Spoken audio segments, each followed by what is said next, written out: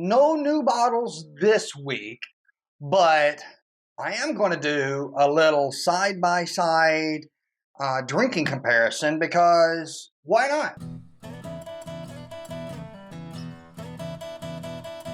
Now, I am going to go ahead and say out front, this is not blind. Nope. No. I know what's in them. I didn't want to do blind because I don't have anybody else to kind of run off with. Chris is not here, and so I just thought I'd pour them out and let you all see. I did get one of the fancy outdoors bottles, but let me tell you, this one's hard to spot. All that camo, it was really hiding from me. All right, so enough with the silliness. Evan Williams, that's what we're doing. And so I have the regular Evan Williams Black Label. I have the 1783 and the bottled in bond. So this is 86 proof. I believe this one is 90 proof and then 100. So each one is slightly stronger. And we'll start off with the Evan Williams Black Label. And of course, this is not necessarily the Black Label. This is the Outdoors Edition, which is just a fancy version of the Black Label. I got it for $18, which is more than what anyone else pays because, yes, we are in Alaska. And even though this is a plastic bottle, they still charge you the same as it is for glass. It's just one of those things, and it's not a big deal. On to the tasting notes. What do we get on the nose? Oh, we get some nice light caramel. Almost a toffee. A lot of vanilla.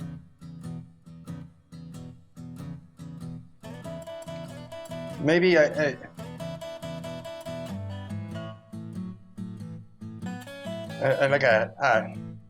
hint of brown sugar, but just a hint. All right. We'll see what happens on the sip.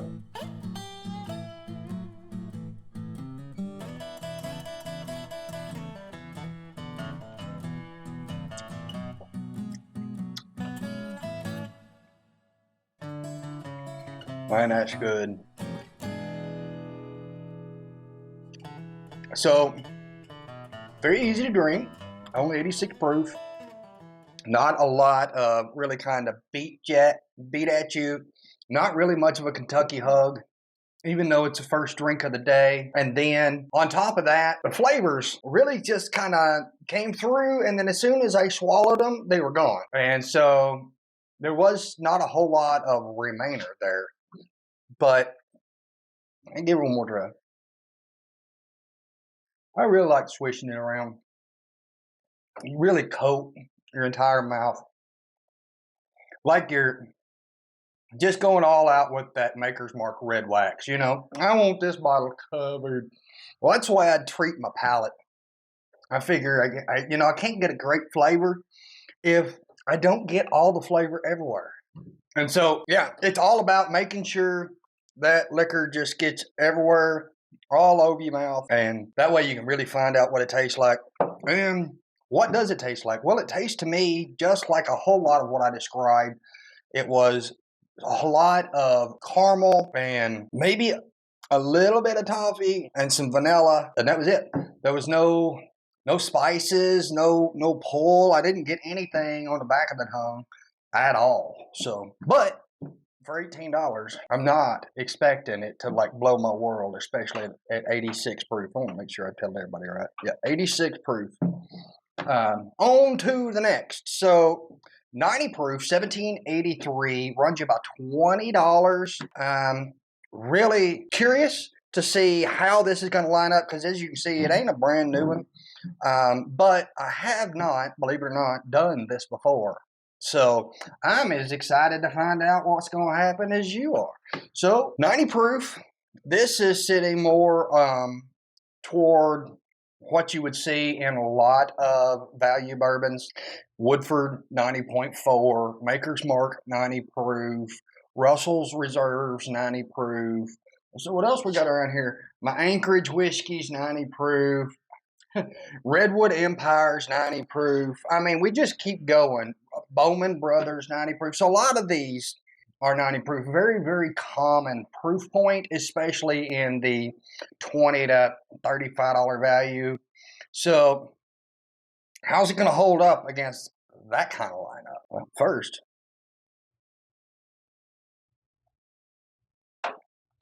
Definitely a different nose than what we just had. This one smells more like a red fruit and a little bit of ethanol. Flavor profile on the sniffer wasn't what I was hoping for, so see what happens when we get her on the tongue.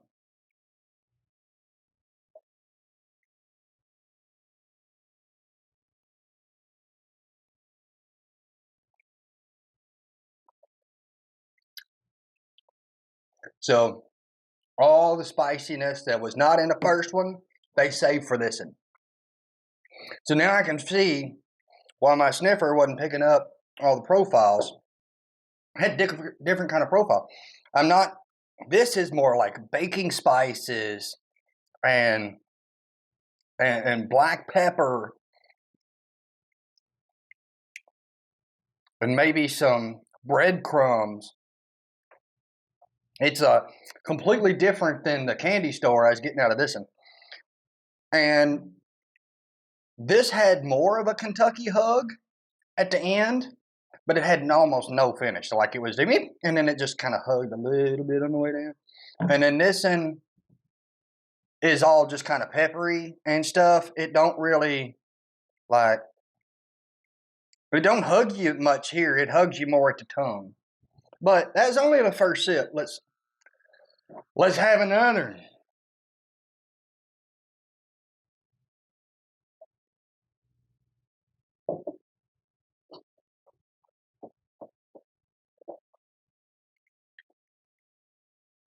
Oh dang, that's good stuff. It definitely reminds me more of like a Maker's Mark. Weight kind of hits you. It's pretty good stuff, but like I said, it's more. This is a lot more viscous than this one was, so I'm getting a lot more mouthfeel out of this. It really is hanging into the mouth. I can feel it all over my palate. It's hanging out for probably a good 15 or 20 seconds, but I'm not getting it in here really, right? It's all up here in the mouth, all up in the kisser. All right, so last but not least, we do have the Evan Williams Bottled in Bond. It is one of everybody's favorites, and for good reason. It's just an amazing daily sipper. As you can see, this is not my first bottle, and this is soon to be an empty bottle if I ain't careful. But 100 proof, and looking at about 25 bucks. With tax and everything. It's just a beautiful drink. And so anyway, on the nose,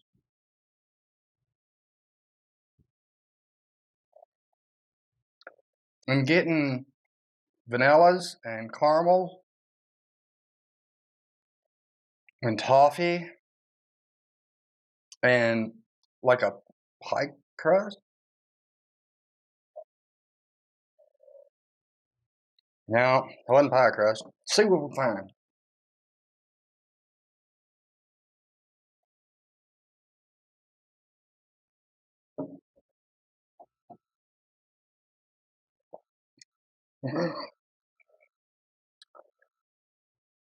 I tell you what, when you climb a mountain, you feel it when you get to the top. The descent is a whole lot easier to deal with. So going from here to here did not feel like a proof jump.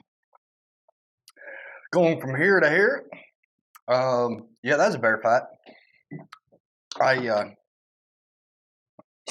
I got swatted in the nose because all that proofy going from here to here hit me because there is such a difference between the palates.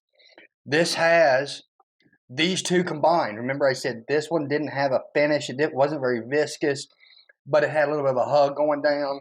This one was very viscous, but it didn't have the hug going down. This one does both quite well. And wow.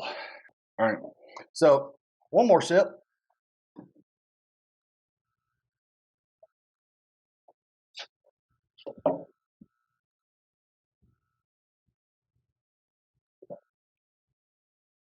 That second sip, so much easier to deal with than that first one.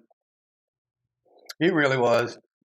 And such a difference in palate profile.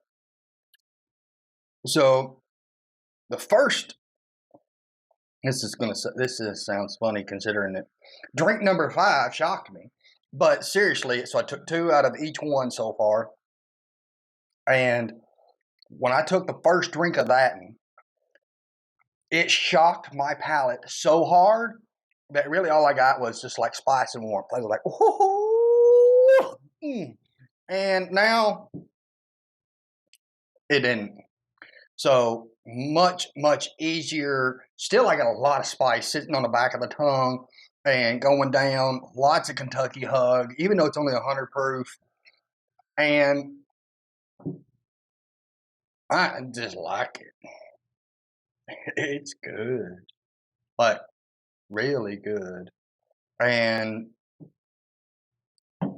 I get toffee. I get caramel. I get vanilla. I get a little bit of baking spice. And it's just not hard. So the first one, yeah, it'll get a hold of you. But to be honest with you, anything above 90 proof is going to give you that knee-jerk reaction on the first one. But the second one, what do you get out of the second? And it's good. It's really good. So what do I give? So definitely, when we're talking about value, this is easily the best value on the table right now between the 3 of them. The difference being a $5 between the Black Label and the White Label Bottled in Bond is definitely something. So, hey everybody, don't forget to like, comment, and subscribe, and let me know down in the comments what you think about the Evan Williams lineup and if you've had them.